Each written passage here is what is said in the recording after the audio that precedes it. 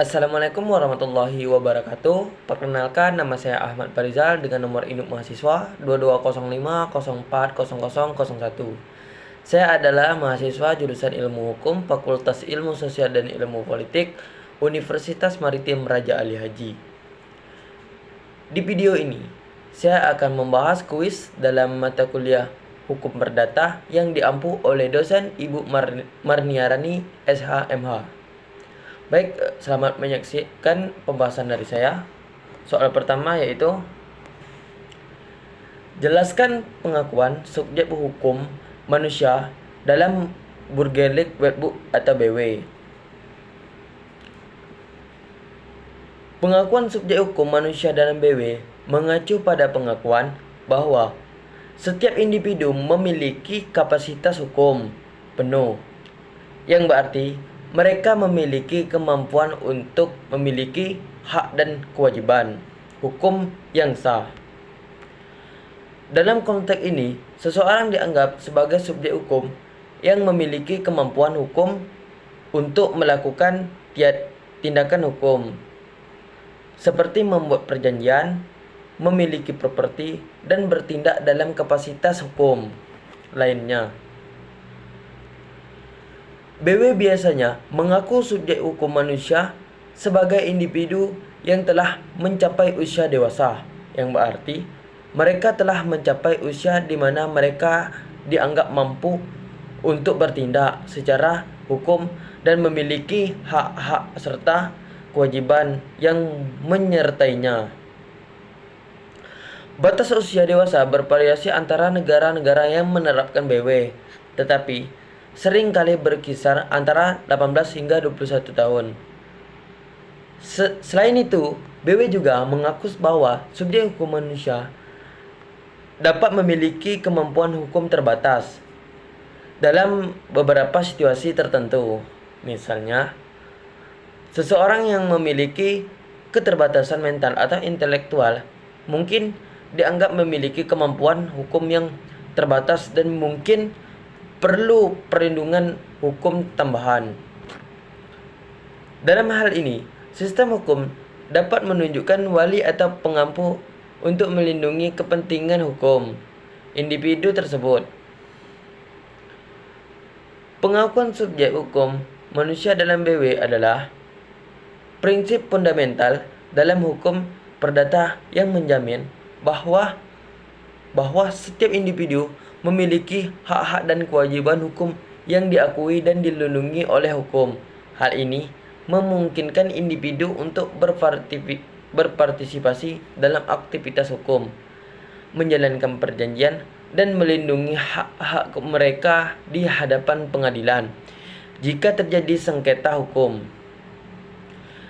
Nomor 2, jelaskan teori fiksi dan teori organ terkait badan hukum sebagai subjek hukum perdata. Teori fiksi. Teori ini menyatakan bahwa subjek hukum yang sebenarnya adalah manusia, sementara badan hukum adalah bukan manusia, sehingga ada beberapa karakteristik manusia yang tidak dimiliki oleh badan hukum. Badan hukum dijadikan subjek hukum karena alasan penyerupaan atau pengandaian semata. Inilah inti dasar dari teori fiksi tersebut. Selanjutnya, teori organ menurut Otto von Guericke. Badan hukum merupakan sebuah entitas sejati yang bisa melakukan pergaulan atau muamalah dalam tataran hukum guna mewujudkan kehendak melalui instrumen organ yang dimiliki atau pengurus. Berbekal teori ini, apabila terjadi kasus merugikan pihak lain, maka organ atau divisi bidang yang melakukan tindak kerugian yang dipandang yang bertanggung jawab melakukan ganti rugi. Oleh karenanya, ia berhak dibubarkan dan pihak yang berada di divisinya siap untuk dipecat atau dimutasikan. Sebaliknya, apabila terjadi kasus merugikan divisi atau organ tersebut, maka organ divisi ini berhak untuk melakukan penuntutan sehingga berlaku sebagai subjek hukum. Alhasil, Menurut teori ini, sebuah badan dipandang sebagai wilayah atau kekuasaan. Adapun pihak yang bertugas mengurusi wilayah atau kekuasaan merupakan pihak bertindak sebagai penanggung jawab yang sebenarnya subjek hukum dari divisi yang diembannya, sehingga tidak sebagaimana teori fiksi atau yaksiha tibariyah di atas. Nomor 3. Jelaskan perbedaan sistem pengaturan buku kedua dan buku ketiga Burgerlijk Wetboek atau BW. Sistem buku 2 dan pengertian benda. Sistem daripada buku 2 atau hukum perdata. Sistem yang dianut dalam buku 2 ini, hukum benda, adalah sistem tertutup. Sistem tertutup artinya orang tidak dapat mengadakan atau membuat hak-hak kebendaan yang baru selain yang sudah ditetapkan dalam undang-undang. Jadi, hak-hak kebendaan yang diakui itu hanya hak-hak kebendaan yang sudah diatur oleh undang-undang. Kita tidak boleh misalnya mengadakan hak milik baru yang tidak sama dengan hak milik yang sudah diatur oleh undang-undang. Berbeda dengan sistem yang dianut oleh hukum perikatan dalam buku 3, yaitu sistem terbuka. Sistem terbuka artinya setiap orang dapat bebas membuat perjanjian apa saja selain apa yang telah ditetapkan oleh undang-undang, asal tidak bertentangan dengan undang-undang, kesusilaan, dan ketertiban umum. Sistem terbuka ini merupakan cerminan dari pasal 1338 ayat 1 KUHP Perdata yang berbunyi sebagai berikut. Semua perjanjian yang dibuat secara sah berlaku sebagai undang-undang bagi mereka yang membuatnya. Jadi, buku 3 atau hukum perikatan menganut asas kebebasan berkontrak. Selanjutnya saya akan menjawab nomor 4. Sebutkan dan jelaskan asas-asas hukum perkawinan dalam Undang-Undang Nomor 1 Tahun 1974 tentang perkawinan atau UUP tentang perkawinan. Dalam penjelasan Undang-Undang Perkawinan atau UPP, tergandung 6 asas pokok dalam perkawinan, yaitu tujuan perkawinan, sahnya perkawinan, asas monogami, batas minimum usia kawin, prinsip perceraian yang dipersulit, dan hak dan kedudukan suami istri yang seimbang. Tujuan perkawinan berdasarkan pasal 1 Undang-Undang Perkawinan yaitu untuk membentuk keluarga atau rumah tangga yang berbahagia dan berdasarkan ketuhanan yang Maha Esa. Artinya, Undang-Undang Perkawinan menghendaki perkawinan itu haruslah berlangsung seumur hidup dan perceraian hanya merupakan alternatif terakhir setelah jalan lain. Sahnya perkawinan berdasarkan pasal 2 ayat 1 UPP disebut bahwa perkawinan adalah sah apabila dilakukan menurut hukum masing-masing, agamanya, dan kepercayaannya masing-masing. Dalam hal ini, maka dapat dikatakan bahwasanya perkawinan merupakan suatu perbuatan hukum dan akibat hukum dari perkawinan sangat erat kaitannya dengan sahnya perkawinan itu sendiri. Asas monologi pada prinsipnya Undang-Undang Perkawinan menganut asas monogami dalam pasal 3 ayat 1 Undang-Undang Perkawinan.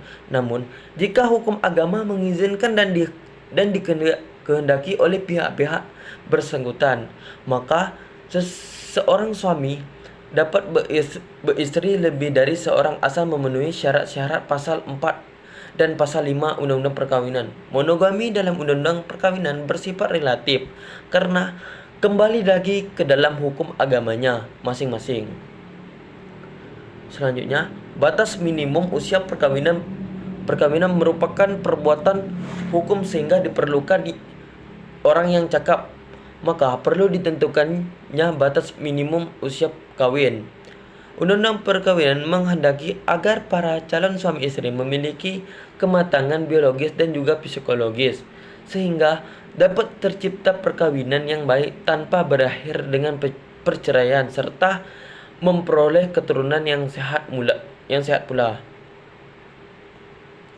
Berdasarkan pasal 7 Undang-Undang Perkawinan, usia minimal adalah 19 tahun bagi pria dan 16 tahun bagi wanita. Namun, berdasarkan Undang-Undang Nomor 16 Tahun 2019 tentang perubahan atas Undang-Undang Nomor 1 Tahun 1974 tentang perkawinan, usia minimal adalah 19 tahun bagi pria dan wanita. Selanjutnya, prinsip perceraian yang perceraian tidak sesuai dengan tujuan dari perkawinan. Oleh karenanya, sedapat mungkin perceraian tersebut dihindarkan. Berdasarkan penjelasan pasal 39 Undang-Undang Perkawinan JO pasal 19 PP nomor 9 tahun 1975, salah satu upaya mempersulit perceraian yakni proses perceraian harus dilakukan di depan sidang pengadilan. Jika tidak cukup alasan untuk itu, hak dan kedudukan suami istri yang seimbang dalam BW pengaturan mengenai perkawinan bersifat maskulin, artinya kedudukan pria lebih unggul daripada wanita. Hal ini dibuktikan bahwasanya dalam BW ketika telah terjadinya perkawinan seseorang wanita, menurut pasal 31 Undang-Undang Perkawinan menempatkan hak dan kedudukan suami istri seimbang, di mana masing-masing pihak dapat melakukan perbuatan hukum secara mandiri. Seimbang dalam hal itu bukan bermakna sama, melainkan bermakna proporsional. Menjadi tidak cakap. Sementara itu, dalam Undang-Undang Perkawinan, kedudukan suami istri adalah seimbang. Nomor 5. Jelaskan apa yang dimaksud dengan hak kebendaan. Pengertian yang paling luas perkataan benda atau zat adalah segala sesuatu dapat dihaki oleh orang, yang berarti benda sebagai objek dalam hukum. Ada juga perkataan benda dipakai arti yang sempit, yaitu sebagai barang yang dapat dilihat saja. Ada juga dipakai jika yang dimaksud kekayaan seorang. Menurut pasal 499 KUHP Perdata, pengertian benda atau zat adalah segala sesuatu yang dapat menjadi objek hak milik, yang dapat menjadi objek hak milik dapat berupa barang dan dapat pula berupa hak seperti hak cipta, hak paten dan lain-lain. Hak kebendaan ialah hak mutlak atas suatu benda di nama hak itu memberikan kekuasaan langsung atas suatu benda dan dapat dipertahankan terhadap siapapun juga. Hak kebendaan dapat dibedakan menjadi dua macam, yaitu hak menikmati seperti hak milik, bezik, hak memungut atau pakai hasil hak pakai dan mendiami. Yang kedua, hak memberikan jaminan seperti gadai, fidusia, hak tanggungan, hipotek dan sistem resi gudang. Soal nomor 6, jelaskan sumber perikatan dalam Bugerlik BW.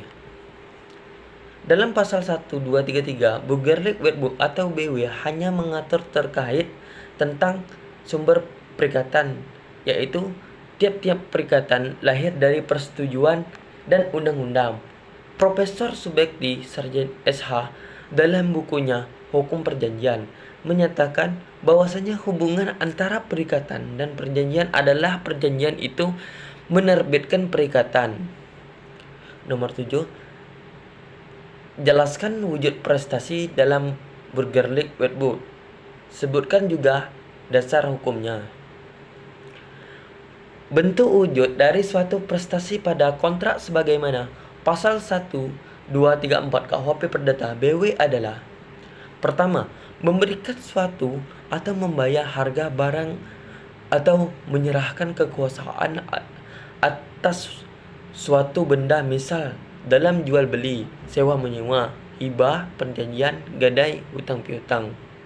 Kedua, berbuat sesuatu, misalnya memperbaiki barang yang rusak, membongkar tembok, mengosongkan rumah, membangunkan rumah, melukis lukisan untuk pemesanan.